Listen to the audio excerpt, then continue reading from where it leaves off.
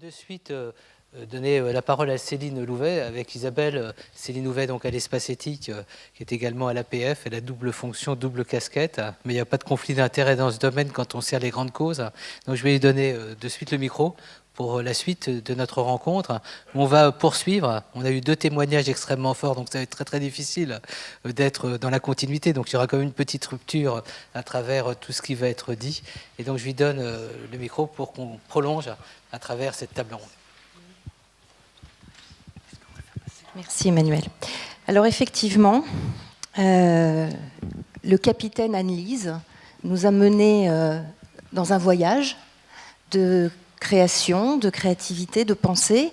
Et je vais inviter des passagers à monter sur le navire pour continuer ce voyage. Et on va commencer à constituer la table ronde. Et j'ai demandé en fait aux différents intervenants qui vont la constituer de témoigner de l'écho de la pensée d'Anne-Lise dans leur pratique, de ce qu'ils en ressentent de leur place. J'ai choisi de varier un petit peu les regards.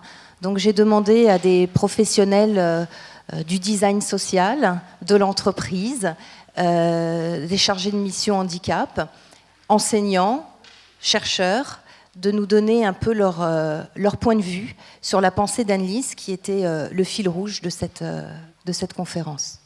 Je vais venir devant, parce que c'est quand même un peu plus... ça sera plus simple. Alors, Mathieu Robert, qui est designer social.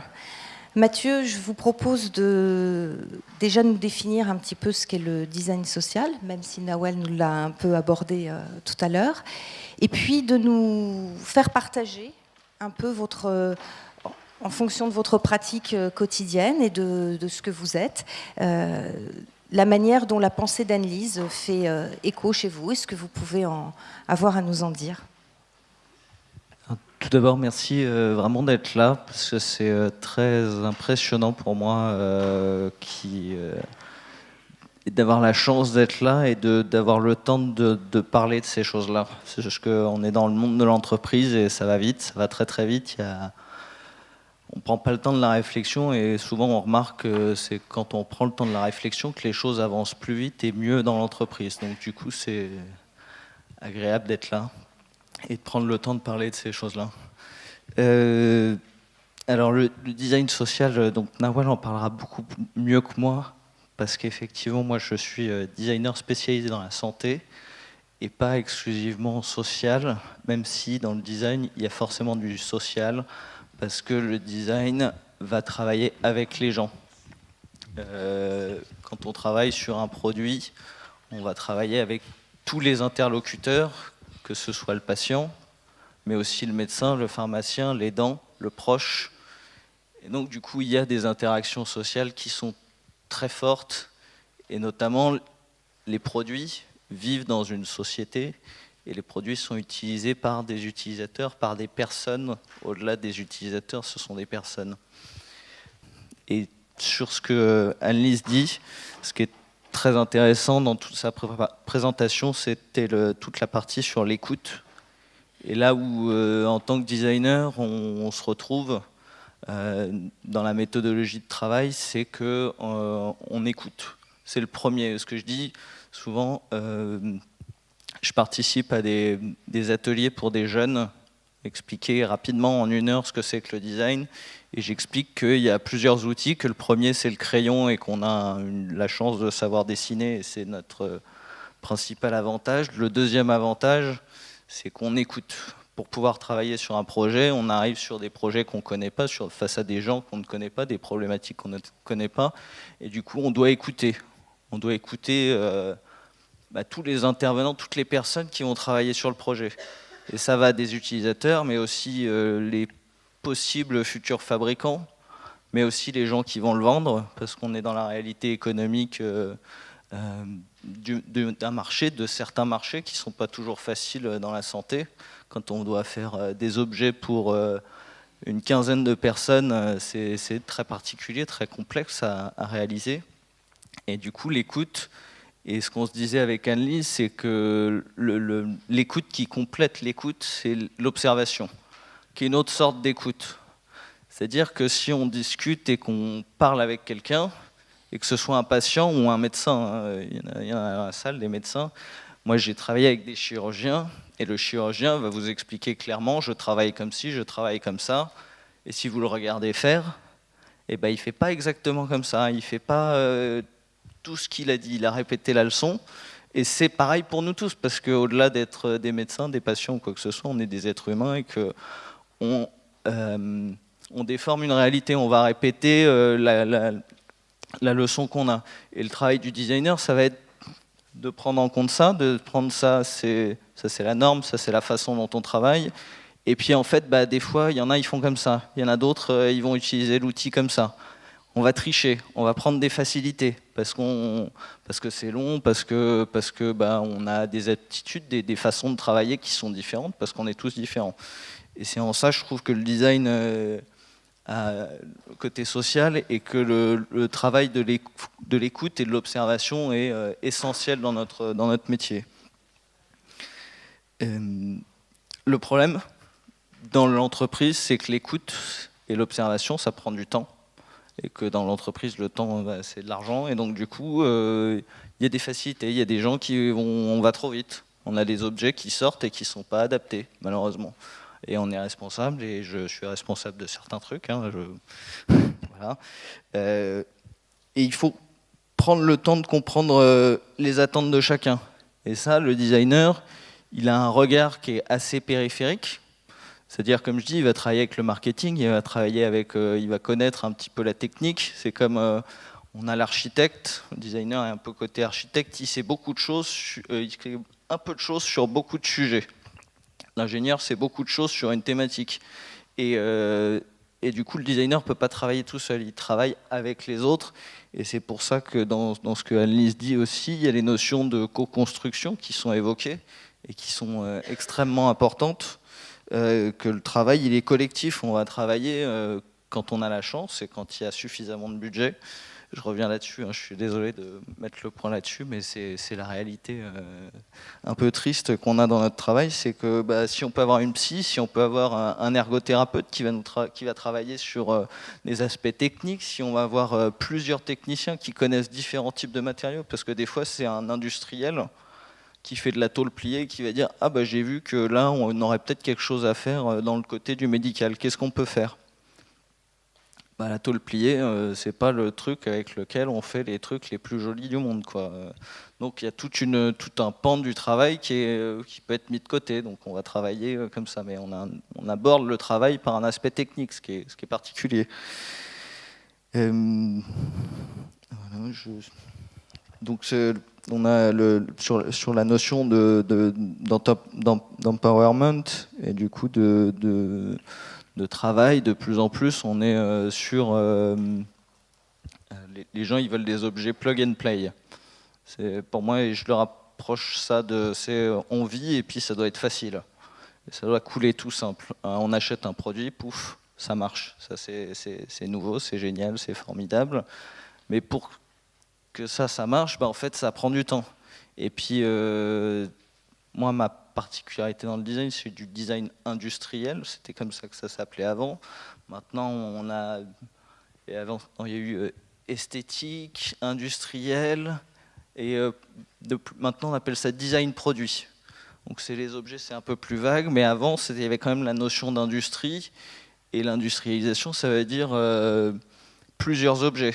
Et souvent, ça veut dire plus ou moins grande série. Et donc, ça veut dire que le même objet pour différentes personnes. On est grand, on est petit, on a tel ou tel goût. Tout ça doit rentrer en compte. Donc, dans l'économie de marché, on va pouvoir faire plein de choses intéressantes parce qu'on va pouvoir donner le choix. Mais quand on travaille sur une cible ou un type de personnes où il n'y a que 1000 personnes qui ont besoin de cet objet, et pourtant on a 1000 individus différents. Il y en a qui préfèrent le rouge, il y en a qui préfèrent le jaune. Si sur la même série, je demande une couleur jaune ou une couleur rouge, ça double prix. Il peut y avoir des incidences sur les prix qui sont très importantes. Et donc c'est difficile de prendre tout ça en compte. Parce qu'on avait pas mal discuté avec Anne-Lise des limites qu'on avait sur sur le métier du designer, jusqu'où on peut aller. Donc l'observation, l'écoute, l'observation, ça nous permet de comprendre. Et ça nous après, on utilise l'empathie. C'est-à-dire que quand je suis devant le bureau, il faut que je me mette à la place de quelqu'un qui est en fauteuil roulant si je travaille pour quelqu'un qui est en fauteuil roulant. Comme ça, je me dis, bon, ok, là, je peux faire ça. Est-ce que ça fonctionne ou pas cette empathie, elle a des limites. Parce que dans les témoignages qu'on a eus tout à l'heure, j'ai noté, je me souviens plus exactement, il y a tout ce qu'on ne comprend pas et ce qui est difficile à assimiler. Par exemple, Anne-Lise, à la fin, elle a conclu, dans les derniers mots, elle a dit on est tous en attente des innovations dans les traitements.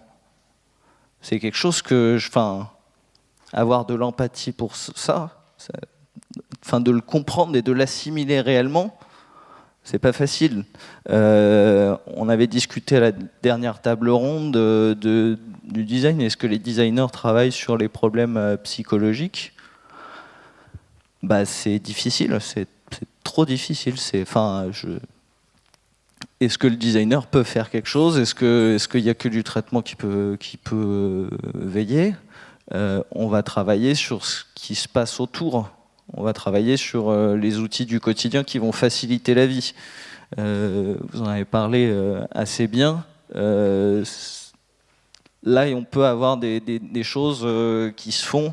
Je vous conseille de regarder les programmes qui sont développés par une association qui s'appelle Trace et Atome Crochu sur Paris, qui ont lancé le programme e-Fabrique. Alors, c'est le programme dont je parlais où je fais des petits cours aux jeunes.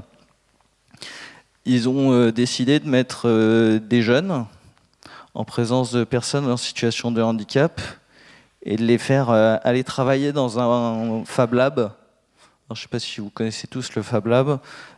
C'est un lieu de construction avec des imprimantes 3D, avec des machines, avec des perceuses toutes simples, et on vient construire quelque chose. Il y en a beaucoup qui sont associatifs, donc je vous encourage à aller voir ce qui se passe dans ces lieux. On parle de réparation, de créer d'autres objets, des choses comme ça. Et donc le programme e-Fabrique, c'est des jeunes qui viennent rencontrer des personnes en situation de handicap, et sur un programme de plusieurs semaines, à la fin, ils vont créer un objet pour aider la personne en situation de handicap avec qui ils étaient. Donc ça crée du lien social, ça crée plein de choses, c'est vraiment passionnant. Et je vous conseille de regarder aussi le projet Fab Life, qui s'appelait anciennement Papa bricoleur, maman astucieuse, où c'est en open source plein d'objets qui ont été créés par des parents qui ont des enfants en situation de handicap. Et vous disiez tous les trucs, toutes les astuces dont on peut avoir besoin. Et là, il les propose avec des plans, avec des possibilités de le refaire chez soi, de le réadapter, voilà. Et on a vraiment ce côté partage qui est passionnant, je trouve, et encore une fois, de co-construction, travailler ensemble. Voilà, qu'est-ce que j'ai noté d'autre sur tout ce qu'on a entendu qui était vraiment très intéressant. Sur l'écoute, encore une fois, pour faire un peu des références historiques, c'est bien. Au Bauhaus, donc c'est une ancienne école, un courant de pensée, on va dire, dans les arts appliqués,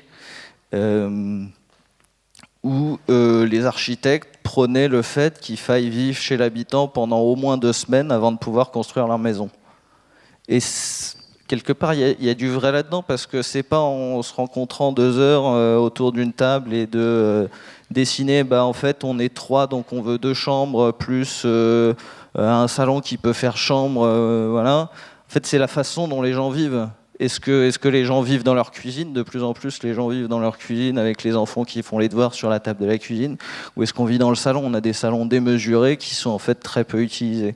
Et ils prenaient le fait d'aller vraiment sur place et de découvrir les gens, de connaître les gens pour pouvoir construire leur maison. Bon, ils avaient plus d'argent aussi. Hein, on en revient malheureusement. Dans ce que vous dites, pour faire le lien aussi avec ce que disait Anne-Lise tout à l'heure, c'est la difficulté d'être dans l'universel et le singulier à la fois, en partant des objets dont tout le monde pourrait avoir besoin, mais comment chacun peut se les approprier en fonction de ce qu'il souhaite. C'est aussi la manière dont l'environnement ne doit pas être vécu que techniquement, puisque les personnes en situation de handicap, bien évidemment, revendiquent aussi d'avoir droit à un esthétisme au-delà de la technicité. Donc effectivement, c'est le prolongement, en fait, dans l'environnement de ce que Anne-Lise évoquait tout à l'heure, sur la volonté de co-construire ensemble, sur quelque chose qui doit rester singulier dans l'universalité de la nécessité de l'utilisation de ces objets du quotidien.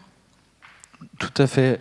C'est la difficulté de l'industrie, dont je parlais tout à l'heure, où les moyens de production actuels, on va dire pour l'instant, sont rentables dans une certaine répétabilité. C'est-à-dire qu'il faut de la répétabilité pour qu'un produit soit industrialisable et vendable à un prix moindre, parce qu'après on lance une chaîne de production et si on fait 1 million de bouchons, bah, ça sera toujours moins cher les produits que si on fait une table en bois. Enfin, j'exagère carrément dans les chiffres et dans le truc, mais c'est pour voir la vision des choses. Aujourd'hui, ce qui est génial et ce qui est en train d'arriver, on avait entendu parler des imprimantes 3D, des choses comme ça. On va pouvoir aller des notions où on essayait de faire vers ce qu'on appelle le design universel, où on essaye de réfléchir à prendre le plus grand nombre et faire un objet qui soit adapté au plus grand nombre. Ce qui est très difficile et ce qui peut rendre un objet une certaine usine à gaz entre guillemets, parce qu'on va lui avoir mis plein de fonctions pour qu'il soit adaptable au plus grand nombre. C'est une belle idée, mais qui peut coûter cher. Alors, des fois, il y a des super petites astuces qui font que ça fonctionne et que c'est bien. Des fois, c'est des échecs. Et heureusement, aujourd'hui, l'industrie, l'innovation fait qu'on a les imprimantes 3D qui arrivent et on va pouvoir aller d'une notion de design pour tous à une notion de design pour chacun.